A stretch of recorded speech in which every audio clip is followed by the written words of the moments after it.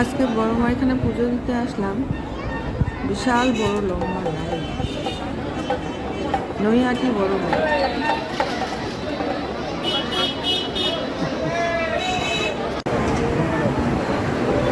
জয় বড় মা। তোমরা সবাই দেখো, নৈহাটি বড় মার পুজো হচ্ছে আর আমরা সবাই মিলে ডালা হাতে নিয়ে দাঁড়িয়ে আছি।